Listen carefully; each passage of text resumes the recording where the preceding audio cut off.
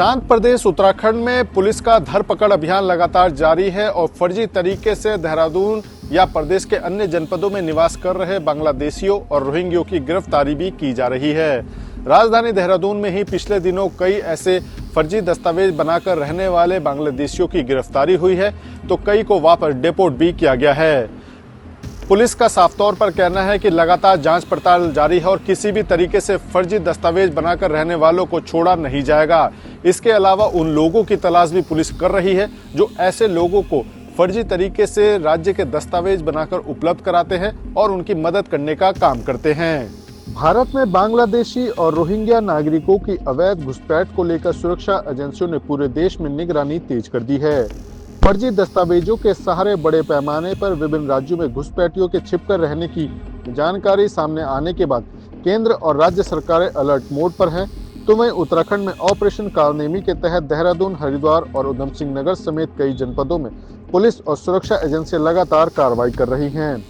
हाल ही में देहरादून से 19 बांग्लादेशी नागरिक, जिनमें महिलाएं और पुरुष शामिल हैं, पकड़े जा चुके हैं। चौंकाने वाली बात यह है कि इनमें से कुछ महिलाओं ने स्थानीय युवकों से विवाह कर बकायदा गृहस्थी भी बसाने का काम किया। हाल ही में देहरादून पुलिस ने पिछले 3 दिनों में नेहरू कॉलोनी और पटेल नगर इलाके से 3 महिलाएं समेत 4 बांग्लादेशी नागरिकों को गिरफ्तार किया है, जो पिछले 3 वर्षों से पहचान बदल कर यहाँ पर रह रहे थे। सभी के पास फर्जी आधार कार्ड, राशन कार्ड और अन्य पहचान पत्र मिलने की बातें भी सामने आई हैं। देखिए, 2 चीजें इसमें महत्वपूर्ण है। जैसा आपने देखा कि माननीय मुख्यमंत्री जी का ऑपरेशन कालनेमी भी चल रहा है, जिसके तहत ऐसे जो छदम बेस वाले हों, चाहे जो हमारे बांग्लादेश या अन्य देशों से आकर यहाँ पर फर्जी कागजों के आधार पर बनाते आ रहे हैं, उस पर कार्रवाई निरंतर चल रही है। अभी 19 बांग्लादेशी इसमें जो है अब तक अरेस्ट हुए या डिपोर्ट भी हमने इसमें से 9 लोग को कर दिया है। सेकंड, जो आपकी बात है वो एकदम जायज़ है कि यहाँ आने के बाद के दस्तावेज कैसे बने, क्योंकि इसमें जो भी दस्तावेज बने वो 2020-21 के करीब जो देखा गया हमने कि बने, तो खासकर आधार कार्ड। तो आधार कार्ड का डेटा के लिए जो चीज़ जरूरी थी पहले, अब बहुत सारे चेंजेस हुए हैं। उसमें कहीं लोकल पार्षद या लोकल रिप्रेजेंटेटिव द्वारा या कुछ ऐसे कागजात फेक लगाकर वो बनवाए गए हैं। तो उसमें किसी की संलिप्तता, किसी बैंक की या कोई सर्विस सेंटर जो बनाते हैं कम्युनिटी सेंटर की या अन्य किसी के, उसमें इन्वेस्टिगेशन चल रही। कुछ हमारे पास क्लोज है, बट जो भी है, और एक बार आधार कार्ड अगर बन जाता है तो डेफिनेटली उससे जुड़े जितने भी दस्तावेज आप बनाना चाहते हैं वो ऑटोमेटिक वो उसके लिए अधिकृत हो जाता है। तो इन्वेस्टिगेशन में चीज़ें भी हम और क्लियर कर पाएंगे। मिशन ड्राइव होती है, साथ ही साथ एक ऑपरेशन कालनेमी के तहत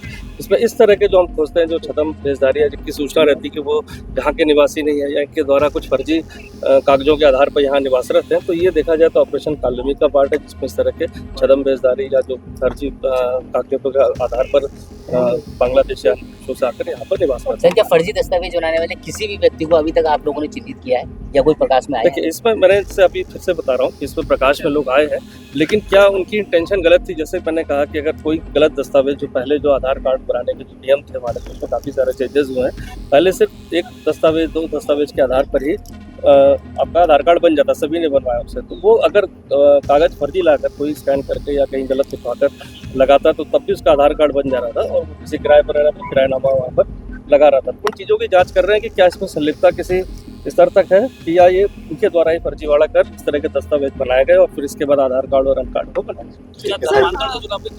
इसके जो अभी वर्तमान में प्रकरण आया था कि जो महिला वहाँ गई थी उसका नाम बदलकर और उसका धर्मांतरण करके निकाह किया गया था, बट ये चीज़ जान चुकी ये घटनाक्रम बांग्लादेश में हुआ था और उसमें जो है वो खुद ही अक्यूज्ड है, जिस लड़की को यहाँ पर जो उसने दस्तावेजों का प्रयोग करके यहाँ पर अपने पति के नाम पर भी दस्तावेज बनाए थे, तो कहीं ना कहीं उसकी संलिप्तता अपराध में है, क्योंकि अपराध धर्मांतरण का वहाँ हुआ था। अगर वो एज अ विक्टिम उस संबंध में कोई बयान देना चाहेगी तो डेफिनेटली उसको आगे कार्रवाई देख सकते हैं। वहीं केंद्र सरकार के अलर्ट के बाद सुरक्षा एजेंसियों के सामने सबसे बड़ी चुनौती इन फर्जी दस्तावेजों की जांच करना है। अभी तक की जांच में कई अनसुलझे सवाल हैं, जिनका जवाब ढूंढना पुलिस के लिए चुनौती बना हुआ है।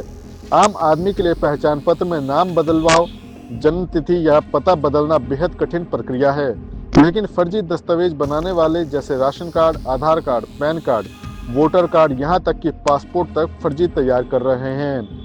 इससे बड़ा सवाल यह उठ खड़ा हुआ है कि आखिर यह नेटवर्क किन लोगों की मदद से संचालित हो रहा है। तो यहाँ पर लगातार पुलिस कार्रवाई कर रही है कि बांग्लादेशी और किस तरीके से मतलब, क्योंकि जो बांग्लादेशी पकड़े जा रहे हैं उसमें जो दस्तावेज को लेकर के ज़्यादा दिक्कत आ रही है, तो उस पर आप लोग किस तरीके से काम देखिए, वेरिफिकेशन ड्राइव जो माननीय मुख्यमंत्री जी के जो निर्देश पे, शासन का निर्देश पे हमारे वेरिफिकेशन जो ड्राइव चल रहा है, उस पे जो भी जहाँ पे भी कागजात में फर्जीवाड़ा आता है उसके खिलाफ वैधानिक कार्रवाई की जा रही है। उसके जहाँ पे भी कागज बनाए जाए फर्जी है, उन्हें खिलाफ जो FIR लिखा गया उस पर इन्वेस्टिगेशन होगा, वो उसको लॉजिकल एंड पे ले जाए। तो ये वेरिफिकेशन ड्राइव तो पूरा प्रदेश में चल रहा है। देखिए, ये जो बनने के प्रक्रिया में कहीं पे लूप होल्स होगी, उसको भी हमारे इन्वेस्टिगेशन में सामने आएगा, उससे संबंधित विभाग के डिपार्टमेंट से उनको हम अवगत कराएंगे। क्या वहाँ तक अभी तक पुलिस पहुँच पा रही है कि जो कौन लोग हैं जो ये दस्तावेज बना रहे हैं? देखो, उस पर अभी इन्वेस्टिगेशन जारी है।